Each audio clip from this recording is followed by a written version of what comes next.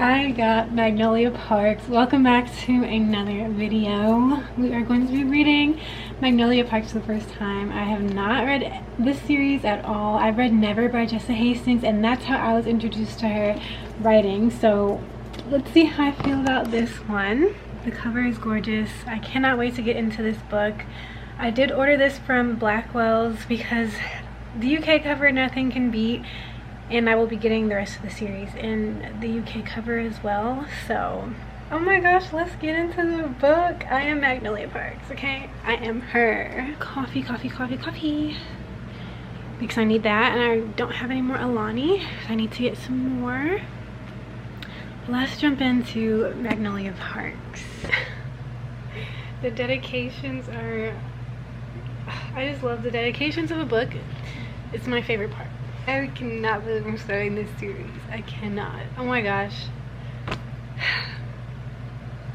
So far, I know this book is going to be good. I know it's going to be so good. And I feel like it's going to be a toxic love story between two toxic love EW people. But I feel like it's going to show you something deeper than that. Like, that's just the surface. That's what it looks like, right? So I'm excited to get into Magnolia and BJ's story. Super excited. I'll check in with you guys when I get further along this book, which may be today, later, or maybe tomorrow. It is time to give a reading update. I am over 70% done with Magnolia Parks, and my first thought is I know this book is hyped up like all over TikTok, booktube, and everything, but I feel like the hype could be more. I feel like it deserves even more hype than what it's getting. There's something about this book that I feel like is so different from other romance books. And the first thing I would say is it's a realistic version of what it's like to love someone or what a relationship is like. It's not like rainbows and butterflies. There's like very real, like, you know, obstacles in Magnolia and BJ's relationship. And I just really appreciate that. But I do love a fairy tale romance. Anyway, there's also so much that goes on in this book that I feel like people don't really talk about. Like, yeah, they're a London high society group. They all went to boarding school together. That's kind of how they know each other. All of their parents are rich. They all have planes. One even has and flies a plane. So they all wear designer clothes, but they all have their own problems. They have their own family issues, and they bond through that because obviously if they get sent to boarding school, their parents are not really emotionally available for them. So they kind of like, it's like a found family trope, I will say as well, because they're like a found family, that they created their own family within their boarding school, and they grew up together, and now they're living their young adult lives. Some of them are gang lords as well. The Hems brothers, or Hemis brothers, I'm not really sure how to pronounce their last name. But I do know in the second book, Daisy Hates, I'm going to see more of that side of the story. But for now, it's just kind of like mentioned in here. And then they like own clubs and stuff. I'm going on a tangent, but Magnolia and BJ, like, it's kind of like a toxic love relationship type of thing, because it's like they can't stay away from each other. And like the whole point of like the, what is it here, the dedication, like how many loves do you get in a lifetime, and one part of it is like some loves you pretend you don't feel, even when you can, even when you know you do. I'm gonna skip over some sentences so it's not too long. You'll love him forever anyway, basically. So it's like they keep running back to each other. No matter what happens between them, no matter what they do, they end up running back to each other because they're like first loves. They've known each other since they were literally kids. I think the first time BJ saw Magnolia, she was 4 years old. So they've known each other for their lives, and that was the only person she's dated. And now it's like all these things are going on, but they obviously still love each other very much. So it's just, there's so much that goes on in here. I know that's so vague because I don't want to spoil it, But I did order Daisy Hates from Blackwell's, so that will be getting here soon because I think I'm going to jump into that. But when I finish this, I'm going to start Normal People by Sally Rooney until that book gets here, because Blackwell's usually takes about a week for shipping because it is in the UK, but shipping is included. So please go order your UK covers if that's what you want, and you'll literally spend less for getting the book from there versus here, and shipping is included. So yeah, little tip, and I'll leave Blackwell's link down below so you guys can go get all the UK covers, all the pretty UK covers. Yeah, I have a little bit left to go. I want to say probably like this much or so.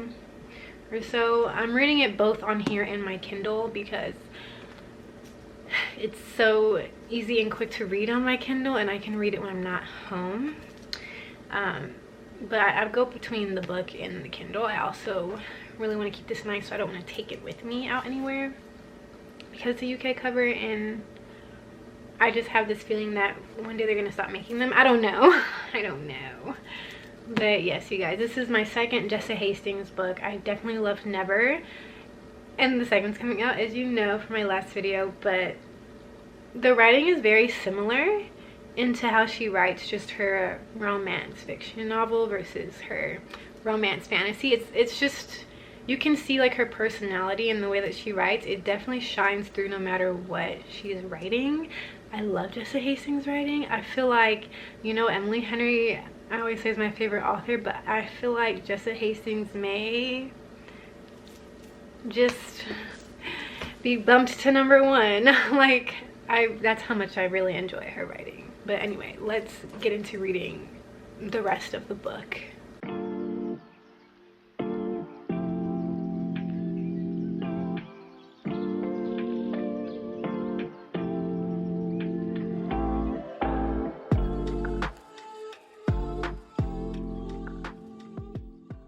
This book is making me feel so many emotions. Like, when you read this, you feel like happy, sad, frustrated, angry. Like, I have felt every emotion that I could possibly feel while reading this. Right now I'm a little frustrated and I feel a little sad, but I don't know, it's just like, it's like I understand, but at the same time, like, I almost want to cry. But yeah, literally not much left to go. Oh my gosh, how is this book going to end? I don't even know. Oh my gosh, I might have to update you guys either when I'm finished or like towards the last maybe 3 pages. Also, before I go finish that, Entangled Publishing sent me a book, Blossom by Helen Hart. This is a BDSM romance, so it's definitely a spicy book. If you don't know, Entangled Publishing is the same publishing company that published Rebecca Yaros's Fourth Wing and Iron Flame, so you already know this is going to be full of spice. It's basically about a girl named Mary, and she goes to the Black Rose Underground Club, and she used to love going to this club, but unfortunately she's like, you know what, I'm done with this club. I don't want to be here anymore. I'm done being submissive to this, you know, dom that everyone is being submissive to. And then Ronan shows up, and then she's like, okay, I'm gonna stay. But they actually want to have a relationship outside of the club, and normally that's not protocol, so they're trying to figure out how to navigate that, and Ronan is obsessed with her. So that's what this book is about, and this is gonna be definitely an interesting read. Back to Magnolia Parks. So I finished Magnolia Parks and I loved the book. I did. I got another one. I got the second book, Daisy Hates, from Blackwell's. I'm not sure if I said that already, but it's on its way. Everything that I said before, like, I would just say the same thing again. Like, generally, I did not think this book would be as good as it was, and I'm really excited to jump into the second one. I think I'm going to read the second one next month rather than adding it to my TBR for this month, because there's just so many other books I want to get to as well, and this is a series so I can continue to add the books as I go along. But I rated this book 5 stars. Yes, 5 stars. I already could tell this was going to be a 5-star read because I just love Jesse Hastings' writing. I love the metaphors she uses, and she knows she uses metaphors because in the book she talks about like metaphors in all seriousness, you know what I mean? Like, she knows what she's doing, and she knows she does a great job. She has such a beautiful mind, and I'm so grateful that we get to read that on these pages. And of course, I loved Never, which is actually the first book I read by her. So I was introduced to her by her romantasy book rather than Magnolia Parks, but the writing is very similar. I loved both books. I think I also rated that 5 stars. Magnolia Parks, I love it. I love it. BJ gets on my nerves, but you know what? It is what it is. Since I finished this one, I actually finished it yesterday, and then I ended up picking up Normal People by Sally Rooney. So I've been reading this one. I'm actually not that far into it. Since I started it yesterday, I'm on page 70. So only about this much. Still have a good chunk of the book left. I think I'm like 25% into it. So I was actually really excited to read this book. I've been wanting to read it for a long time. I wanted the UK cover, which I got when I ordered the Magnolia Parks book. I love this book. I feel like I'm Magnolia on the outside and I'm Marianne on the inside. Anyway, I just love how there's so many topics this also touches on, and just what I'm getting from this book is just human connection and how we communicate. It's just the ins and outs of all of that, just highlighting things and normal people, like what is really normal, you know what I mean? Like, and then I'm going to read to you the quote that kind of like is the catalyst for the book. Here it is. It is one of the secrets in that change of mental poise which has been fitly named conversion, that to many among us neither heaven nor earth has any revelation till some personality touches theirs with a peculiar influence, subduing them into receptiveness. George Eliot and Daniel Deronda. Like, come on. I want to get a little bit of a background on Normal People. So this book follows Marianne and Connell. Marianne is a rich girl. She lives in the big white mansion. This takes place in Ireland. Connell, his mom, cleans houses, and he actually goes to her house because his mom is cleaning her house twice a week, and he goes there to pick her up, and him and Marianne talk. Basically, they have like their own personal, private little whatever rendezvous, right? But no one else knows about it because Connell is worried about what other people think, and Marianne is seen as like the weird girl in school. Everyone finds her to be weird and they don't talk to her. She has like no friends. She just reads during lunch, reads at her locker, doesn't talk to anyone. They say like weird things, like social constructs about like how she doesn't shave her legs. They make fun of her for little things like that. She doesn't wear makeup much, but she doesn't care. She doesn't care about anyone. She doesn't care about anything. She doesn't understand the way that the world is constructed or the structure of the world. She feels like there's no need for it. She feels like there should be no need for them to have to go to school and wear uniforms and not be able to do anything. Like, I remember like her teacher called her out for looking out the window, and she's like, you can't even have like body autonomy. Just, I can't even look out the window. Like, you just come to school and all your rights are gone. And she's like, everyone else seems fine with it, but she's not cool with that. She's just very careless, but she's also very smart.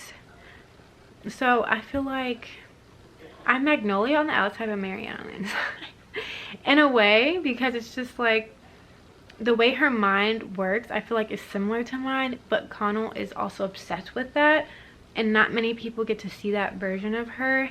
And this book really highlights how you can be like the same person. Like, Connell's like, you're different when you're around me, but at school you act like, you know, it's a different version of you. But then to her, she's like, well, I'm myself. I feel like I'm trapped in my own body. Like, no matter how I am with other people, like, she feels like this is just her. But then this goes on to show like human interaction and how we connect with each other, and why do people care about what other people think of them. It's just like, this book is just giving. It's giving what I thought it was gonna give. I've been wanting to read this for so long. Let's get back into it. 70 pages in, let's go.